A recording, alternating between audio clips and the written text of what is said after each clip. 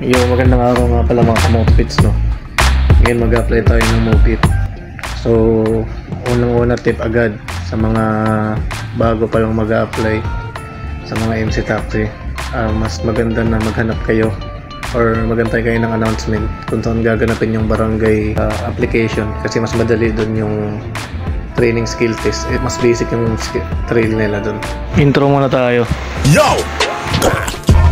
The thing goes grrrr. Skibby kid pop pop. And the poop poop grrrr. So, dito na tayo. Ito yung nakita natin sa post ng Move-It dito sa Balara Court. Ganito yung ginagawa nilang skill test dito, diba? Mas madali lang. Isa dun sa mga hub talaga. Puro dun sa arcade. Mas basic version siya. Makita niya naman yung humps, napakaliit to.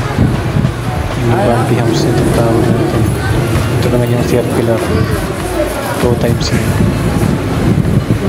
Bali, ito yung mga kailangan natin requirements na mag-apply tayo. Kailangan natin ng driver's license, NBI, barangay clearance. Siyempre, ID natin, vaccination card. At saka sa mga motor yung mga common na yung mga auxiliary. Dito na tayo sa step 1, guys. Bali, may bibigay sa inyong form, tapos pipilapan nyo para sa skill test. At saka sa pag-check ng mga motor natin, dapat all stock yun. Step 2, guys, mag-download kayo ng Move-It driver app. Tapos i-upload nyo doon lahat ng documents nyo. Ito, kailangan nyo na rin i-download yung Move-It driver app. Sa Play Store lang naman yan, i-search nyo lang yan, Move-It driver app. I-open nyo lang, tapos may lalabas na ganyan. Yan, mag-selfie kayo dyan, tapos singyan kayo ng mga documents na kailangan nyo. Tapos pagtapos nyo mag-submit ng documents, mag-paste kayo, tapos marami kayong papanooring video tulad nito mga to. Saglit lang naman yan, guys, huwag kayong kabahan kasi only retake yan, saka madali lang. Bali, pwede nga rin pala tayo mag-deliver dito, yung tinatawag na Grab Express ng item, hindi tao, tulad sa Angkas Padala o kaya sa Joyride Express. Bali, pag na-upload nyo na lahat ng documents nyo, mag-skill test na kayo. Ngayon, backride muna tayo dito kay Pops. Tignan natin kung yung skills niya kung maganda. Pag wala kayong mga NBI o kulang kayo ng documents, magsabi lang kayo kasi papayagan pa rin naman kayo mag-apply. Tulad na itong inakasal ko ngayon si Pops, wala siyang CR kasi bagong release lang yung motor niya sa kasa. Ang kagandahan dito is pag kulang kayo ng documents, tulad kung kulang ako ng police clearance, is papayagan pa rin nila kayo basta mag-submit na kayo within 30 days ng application nyo para iwas sa ban. Ito yung balancing ni Pops, medyo maganda rin yung balancing niya. Figure of 8 yung unahin dyan. Yan, figure of 8 yan, dalawang round.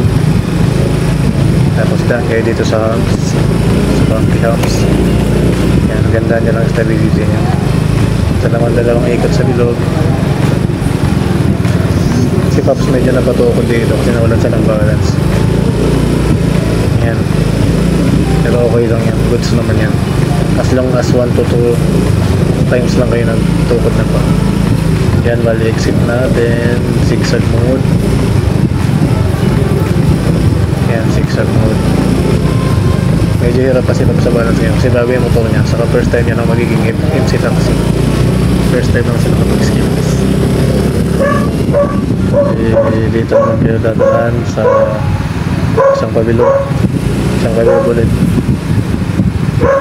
Tapos apak, dalawang paa, lingon kaliwa kanan, kusina, then proceed, arangkada, then full stop.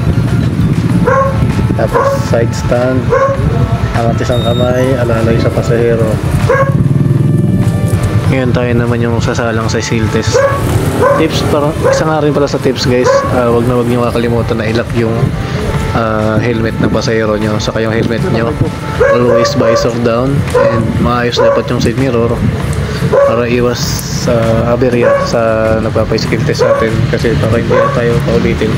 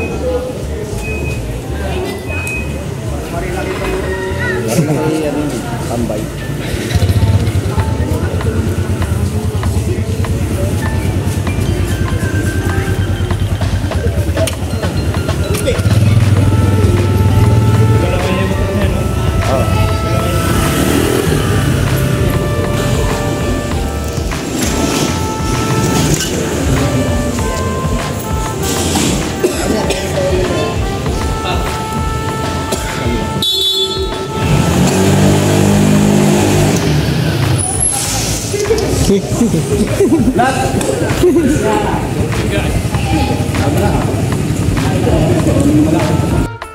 na tayo sa step 5 guys. Dito pinag-uusapan kung paano gamitin yung app, saka kung anong mga bawal gawin, yung mga batas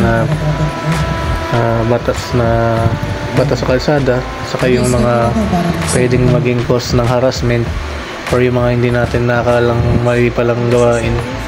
Ito rin pinag-uusapan yung paano mag-cash out sa kanila. Yan, bali makinig na lang kayo maigi dyan guys kasi importante yan. Dito na tayo sa step 6, yung releasing ng gear. Bali pinili ko isang helmet and dalawang jersey, isang XL saka isang large. Libre lang yan lahat guys. Yan yung helmet niya, kulay itim kasi wala na silang kulay pula. Gusto ko sana yung kulay pula, mas may forma, may edge, pero ito na lang, ito lang yung available saka libre lang naman. Pwede na ibenta pero hindi ko ibebenta kasi wala akong helmet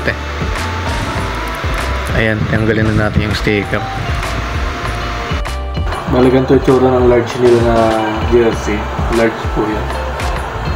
Ganyan. Sakto lang siguro sa akin to. And yung XL nila ganito. Yung XL nila ganito yung tsura. Mas malaki-laki po rin ito. Yung tsura ng XL nila guys. Try natin.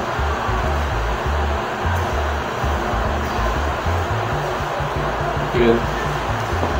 Saktong-sakto sa akin yung XL. Ba't nagtalawang XL na lang ako. Ayan yung XL nila. Tapos may libre din silang helmet. Ayan, ganda na. Ganda na. Sukat natin. Parang masikip yung helmet nila. Large naman siya, kaso sikip pa rin. Siguro mas maganda kung extra large. Masyado lang siguro ng bago yung padding niya, kaya mataba. Mataba pa siguro yung padding niya, kaya masikip. Much better kung kukuha kayo ng XL. Ayan. Wala nga lang siyang libreng gas. Ilak natin. Sakto.